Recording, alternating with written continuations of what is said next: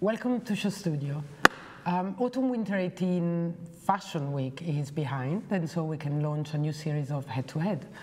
I'm Mimma Viglezio, and I'm very happy to welcome back Calum Knight. Lovely to be back. Hi, Calum. We're going to discuss New York, and we want to start by discussing Sis Marjan. Yes. Sis Marjan was quite an extraordinary show in New York that was, as usual, you know, very crowded, very busy, not always so interesting. As Kathy Oren said in an article that was really good, she said, we are thinking about money, so we are the best at copying and making money out of it. Yeah. I thought it was quite a good line. But anyway, there were a few interesting things that we're trying to go in, we're trying to touch upon today, and let's start by Sis. So just a few words for those that are not familiar with Sis Marjan. He was head of studio. It was high up. I don't know what his exact title was. Yeah, he was one of the head of studio at Dries Van Noten in Antwerp. Then he was called to New York by the newly appointed CEO of a fund called Deya that was financing Ralph Rucci. Yeah. And his luck, or whatever destiny was, that Ralph suddenly, after finding a partner who financed his business and after being quite successful, decided to leave. Yeah. And so this apparently brilliant guy called Marc Laurent was shopping around for a designer because he said, can we do Marc Rucci without Marc, whatever, Ralph Rucci without Ralph? And then he found Lac. Yeah. Who had also been offered something else. Who was being exactly in the process of signing with someone else, but then he said, you know what, I'm going to New York. I can't refuse this. Moved to New York, got into a company that existed. They had fun, they had Petite Main, yeah, they had 17 atelier, they had a plan and everything, and then together with Marc, who's now his partner in crime, they decided to launch a new brand. And Sis Marjan was born as a startup, but with the money and the infrastructure of an old brand. Not old, but an established brand. But also not just an old brand, a pretty much couture brand. Obviously it's not couture because it's not made in Paris, but Ralph was couture. He was even invited by the Chambre Nationale de la Couture, so he was doing couture. That's why they have a fully fledged atelier. That's why, and that's incredible. Especially for someone who is now like 31 or 32, so he was not even 30, or maybe it was just 30, in New York with the infrastructure of Paris.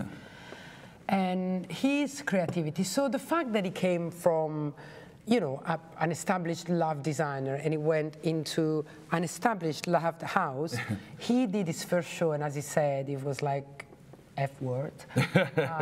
Everybody's in the front row and he started panicking. But his first show was really pretty. For me, nothing like what he's doing now, but really pretty.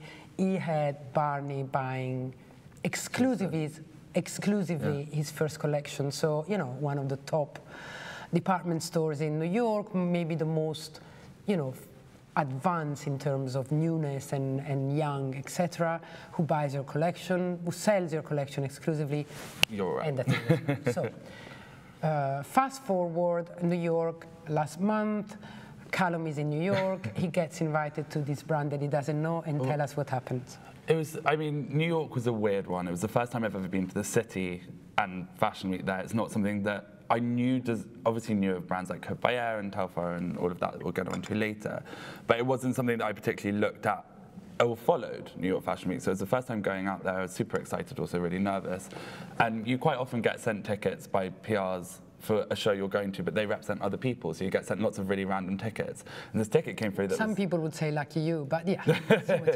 But you know, they send you lots of tickets, not even ones you've requested. So I didn't know if we'd requested this ticket. I hadn't heard of Sis Marjan, but my friend was... Really? You never heard of them? Yeah, I don't know how they passed me by. I mean, I don't have Instagram, so I'm not showing things that way. So I have to really look things out. So I have to be aware of something to really study it. But my friend was going to the show, so I thought, oh, I'll go along, and I actually knew Stella was modelling in it, so I was like, oh, I'll go have a look, and I kind of thought it was this really young brand that, you know, no one had heard of, and then, as you said, everybody everyone was there. Yeah. And I was in this room, and I was like, this is, okay, everyone's here, and maybe this is a really big thing. I thought it might have even been their first season. Isabella Rossellini front row and her son in the show. Yes, I mean, it was you know, you could see, and also it was really nice because New York, as you said, reasonably commercial. Lots of the shows are very kind of business and, you know, all of that. But everyone was kind of chilling out, chatting up front, you know, and everyone was walking around. So it was a nice atmosphere in that show anyway. And I mean, and then I kind of walked out. We'll go through what actually happened in the show. But when I walked out, I was like, "Oh my God, this is the best thing I've seen all week." Maybe you know, it was great. such a turnaround for me, kind of dragging my heels. Can you tell us a little bit, because I watched it online, and so I consider more the clothes and the collection, and we're going to talk about that soon. But there was something about the lighting of the hall and the whole atmosphere, right? Tell us a little bit about incredible. So it was this huge venue, and it had kind of 3 slashes of seating, but then back, that was one part of it, but then there was this extensive network of kind of back tunnels of support columns, and they're all kind of silver, quite industrial with white, like the floor was silver, and it was all just lit up white, I think, at the beginning, and then so the lights go down, and then these, instead of it being just normal studio lights, which quite often you have at shows, these really beautiful auras of kind of crimsons and blues came in, and the models came out, and I was sitting in a place where I could see where the models were coming out, but they came out really far away, so actually it was just their silhouettes and these beautiful colours, and it took them like a good minute and a half to walk around to actually the first. But so you didn't see the colours when they were silhouettes, or you could? You could see the colours of the light, but not the colour of the clothes. Okay. So you could see like a red silhouette of these kind of really, and you know, it's all silks and they move so beautifully, but they had to walk a very extensive, snaky way around to get to where the viewers were. So you could just see the way these things moved and their silhouettes. It was really poetic, and it was, you know, and then as they come out, there were a few studio lights, obviously embellished, that actually show the colours of the garments, kind of fused with the tonal backgrounds, and then these colours came to life in the actual clothes themselves. I mean, it was stunning, and it was quite simple. You know, it's not. You have to be very clever to do it. Exactly. But once you see it done, it doesn't look hard. That's interesting, because you said 2 things that I think matters very much for this brand. One is poetic, and one is simple, because this show shows how you don't need many things to make it look magic and poetic. And the strength of this brand is the color and the fluidity of the clothes. So I've seen them from clothes, I touched them, I even tried some things. It's you can like it or not, but it is very fluid, it's very light, and the colors are just incredible. And if you read his interviews, he mentioned the word color probably 5 times every so it is really, for him, he says, I'm inspired more by color than trends. So my color are even more important than the silhouettes. But then I was reading interviews with him, and I mean, the way he speaks, I can't remember the word for it, it's where your senses get mixed up so you can kind of smell visuals or hear colours and all of that. He speaks, I can't remember the word for it now, he speaks almost like that. When he speaks about it, he says he has very guttural, physical reactions to colour combinations. And it's really interesting to him. So that's what he said? He says he can see a colour and it makes him feel something, but it seems more physical than just kind of like, oh, I don't like that. He seems to have reactions to colours in that way, and then he can see where his colour combinations come from, this kind of physical reaction to Amazing. Them. It's really incredible. Very interesting. I thought, you know, we say silhouette. I always understood that there was something about this guy and he was good, but I thought, you know, the first 2 collections, I wasn't that mad about the cuts and the silhouette. What I really loved about this collection is that he nailed both. I think he nailed color as usual, and also the textures of his fabrics are very important. Especially towards the end. Yeah, but also I think he nailed the silhouette as well. And there are a few very simple cut dresses that actually, they're very beautiful. There's something special about them. Maybe, again, it's the texture of the fabric. Maybe it's the combination of those dégradé color that we're seeing here now. Absolutely fabulous. They're very magic. But then if you look at the dresses, at the clothes, they're very simple. I mean, that one that Stella was wearing with the kind of cut-out boost, that's not really a bustier, but it's got that seam. It's in fur, I think. It's got a seam under the boob to kind of give a kind of like empire Where's the fur? line.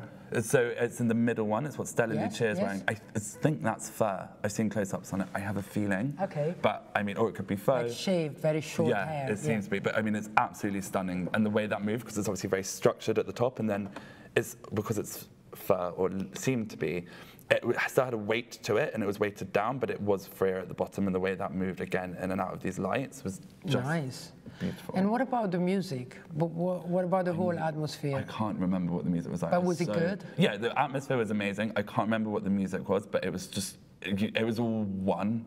You didn't kind of think, that's the music, and that's the thing. It was just kind of this procession. And again, because I was taken off guard, I was even more like... Yeah, it was very fun to hear you talking about that and saying, I had no idea why I was there. And suddenly I'm like, this is really good. And that's probably a reaction that he would love to hear, because that's what you want when people don't go there. Because, you know, at the beginning I was like, oh, of course everybody's there. You know, he comes to the Brad Ferrucci studio with, you know, a good pedigree behind, and everybody, and then you're like, and actually it was good. And so for someone not to know anything about that and be so enthusiastic, I think it's worth twice as much. No, I mean, it was really gorgeous. And another thing, whilst we're talking about the atmosphere, I kind of spoke to you a little bit about it before, but it felt very similar to the J.W. Anderson Spring Summer 14 show. And there are some, like, similarities, but in the silhouettes, or in the fabrics, but not in any way like they've looked. It doesn't feel like he's looked at it. It's not like he's copied it, but there were just more in kind of the tactility of some of them. But weirdly, it's more anecdotal. I mean, I went to that show when I was still at school. My friend was doing production on it and snuck me in, and I stood on the staircase. I mean, this was so long ago. I had a girlfriend, so I mean, it was years ago, and I wasn't there for you work. were what, 12? I mean, years ago you were 12. No, I mean, I must have been 15, 16. I was doing my GCSEs, and I wasn't there because I was reporting on a show. I wasn't there for any other reason apart from I really wanted to be part of it, and it was, the atmosphere was very the same. And I kept thinking, when I watched Sis Marjan, I kept thinking of this show and the feeling it gave me of kind of being included and seeing something so beautiful and so tactile and so feminine. And quite often, as a gay man watching shows, I don't feel part of it. I can understand it as much as possible, but you know, especially in the time that we're in. But you have a detached interest. Well, it's just, you know, I don't know what shape looks good on a woman or feels good on a woman, because I don't have that shape, and I don't want to say that I do and say I understand it, because I obviously don't, because I'm a man. But it's very interesting also, because when you say I felt included and I felt part of it, I think that's one of the thing that fashion should do. Yeah, completely. And so it's very interesting to hear from someone as young as you that that brought back that memory. So it's, I think Sis Marjan is very sensorial, and what you're talking about is very sensorial. So it means that somehow it works. Yeah, I mean, it was really beautiful, and you know, took up a lot of my mental capacity for the next week that I was in New York. Because it was, maybe it was midweek, but I kept thinking of it. It wasn't something you kind of walked out and go, beautiful, okay, what's next? I kept going back to it. Like a good book that you miss it when it's over. Yeah, exactly. Yeah. I kept thinking about it and judging But things. that's why I would like to also now discuss something that it's probably considered the opposite, but you talked about it highly, and I also loved it very much, and it's the Victoria Beckham show. Yes. And people will say, oh, Sis Marjan, Victoria Beckham. Actually, I thought it was probably one of her best shows, and I will let you tell us immediately what you like particularly, because again, it's very sensorial. But I also think, you know, people say, oh, she's copying Phoebe Philo, and that looks too much like Celine. I want to say something here. This is a style, this is a type of woman, and for sure Victoria has been influenced by what Phoebe did to fashion. Like everybody now is influenced by what Gucci is doing to fashion, like, you know, bringing it in a different direction. And what Phoebe Philo did to fashion was giving women something very chic and very comfortable and very wearable. And if you think where Victoria comes from, you know, I started liking her show some time ago already, but you know, Victoria, a long time ago, it was nothing as chic and nothing as sensorially beautiful, you know, the materials, the color, the fluidity. And so kudos to her. And honestly, I think since Phoebe now is leaving us all orphans, that could be some niche of market to walk into. But you brought something very interesting about Victoria Beckham that I would like you to repeat. It was the slow pace and the silence and the depth. Yeah, I mean, so apparently, again, it's my first time in New York, so it's my first time seeing a Victoria Beckham show as well. Apparently, normally they're quite big, quite grand, or just that there's a lot really? of... Really?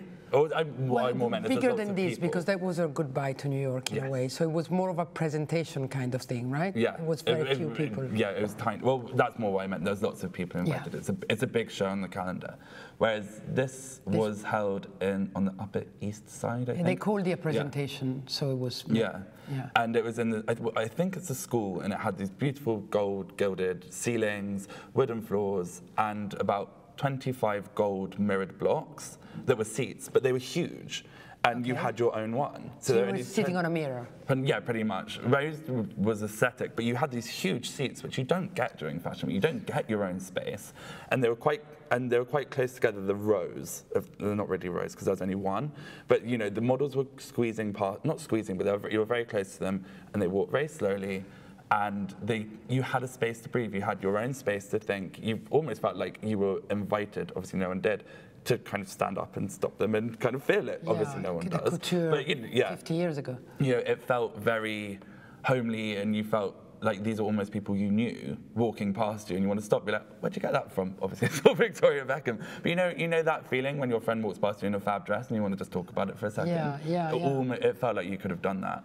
And it really gave this clothes enough space to talk for themselves and to exist, and for you to have enough time to look at the top, the trousers and the jacket, and then look at it as an outfit, because it was so close you could see it coming the whole time it walked around.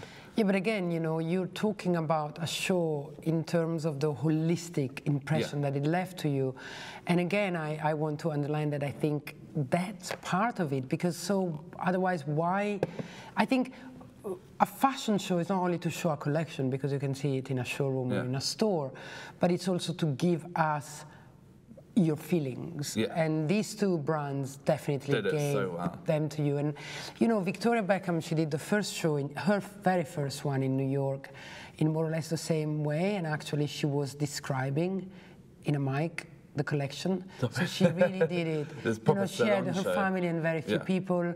It was quite humble in a way, and she was describing it herself, which takes some courage, you know. And it's a little bit like the couture way. Hussein did it in a collection that I saw, Hussein Chalayan, a few years ago. So it's quite great to have the designer describing the materials. I mean, it's the best thing if you manage to get backstage, or if you manage to get a designer in a showroom, to have them talk you through it, because it's just so interesting. You know, these garments weren't made alone and just happened. They're 6 months of blood, sweat and tears and thinking and time away and time, you know, late nights and all of that. And, you know, no matter if a collection's awful, which I'm not saying this one definitely wasn't, but even if a collection's awful, it's very interesting to hear the designer talk about it, because it makes you think about it in another way, because it's very easy. And you understand there is someone behind who was inspired by something and had a thought and an idea, and there's a seed of an idea. I mean, But she's going to now move to London for her 10-year anniversary. I know, and I don't know. I mean,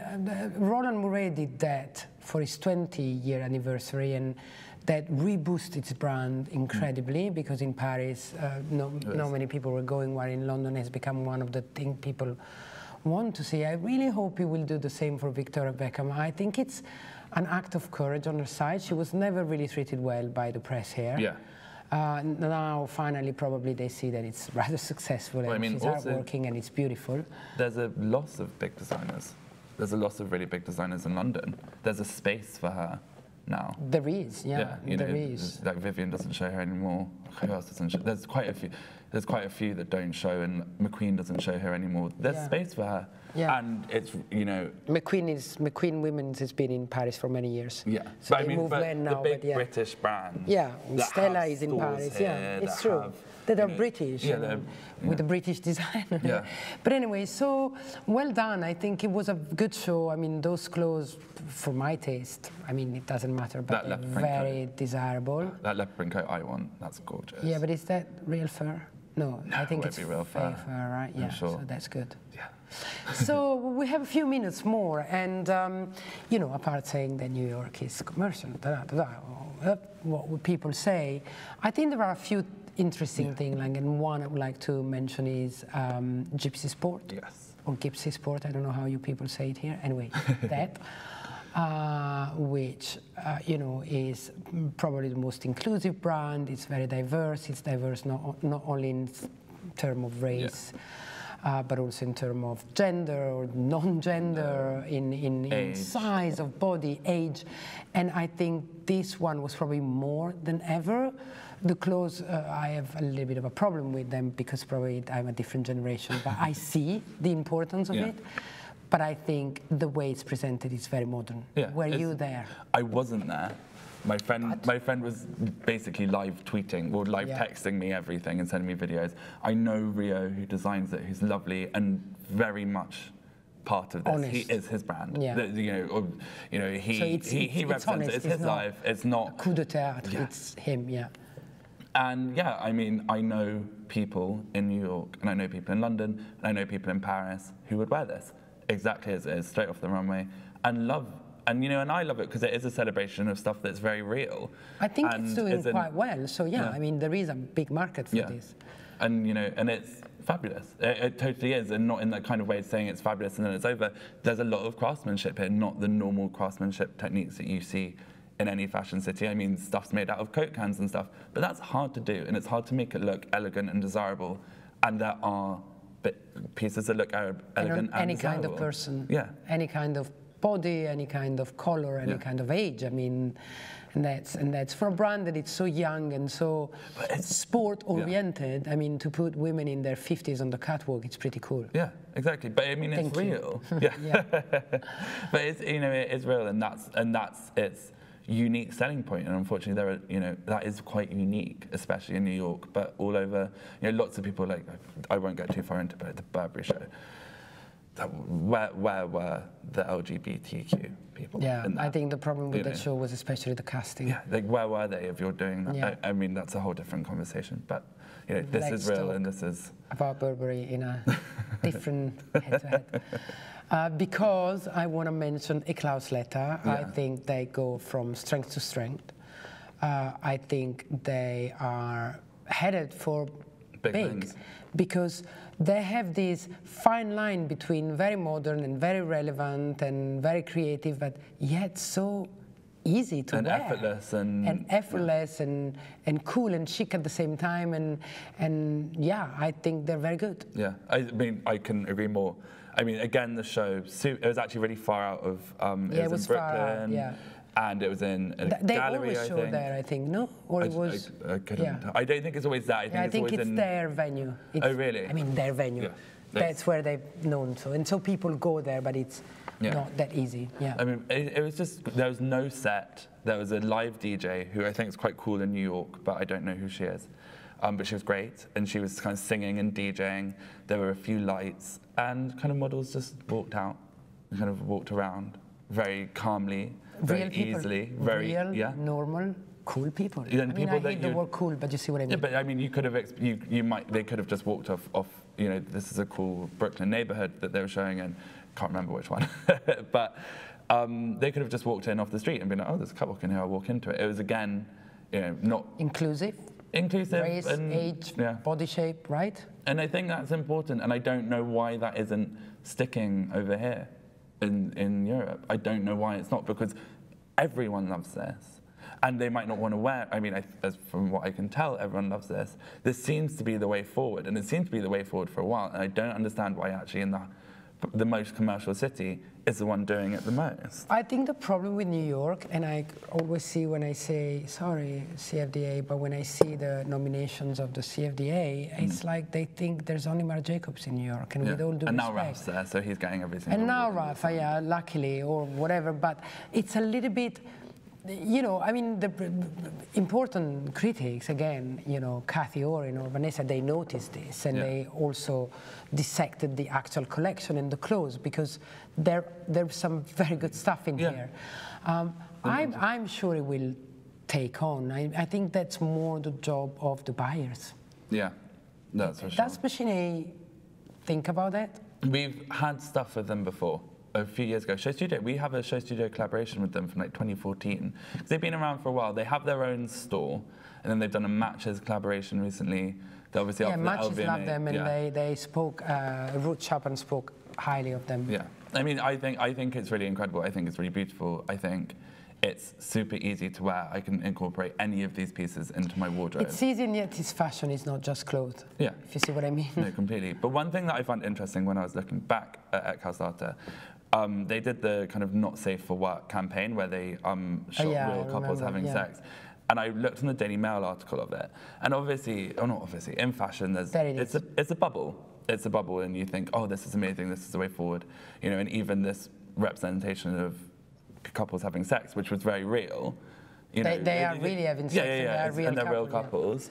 You know, I was like, oh, that makes so much sense. But if you go down to the comments, they're vile, and you forget, being in this fashion bubble, that people, you know, the wider general public aren't necessarily ready for that and aren't accepting of that. And it just made me think, because, you know, as I said, that's how I want fashion to be, that I want it to be this inclusive space.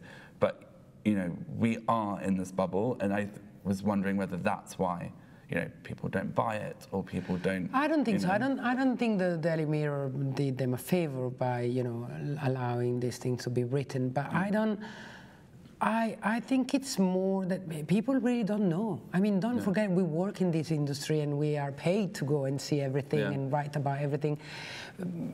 People don't know what a Klauslatte is. I mean, it takes time, you know, and it takes time to come this side of the pond. And but, you know, sex campaign or not, I think they don't even need that anymore. They're good, and their clothes are good.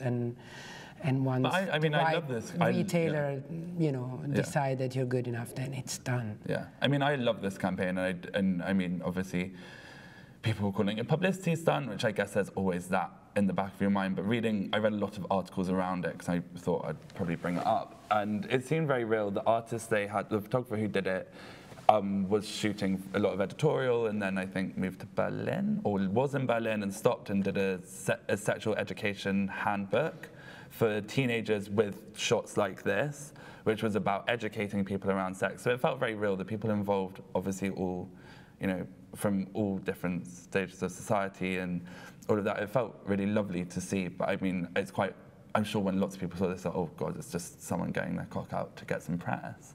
But, you know, and that's why I think the wider general public think of fashion quite a lot, is it's all for publicity and none of it's real, and there's, you know, it's quite often the sad thing is that when a brand does charity or politics or things like this, nobody believes in the honesty of it, but it's also because it hasn't been very honest for a long time. Yeah.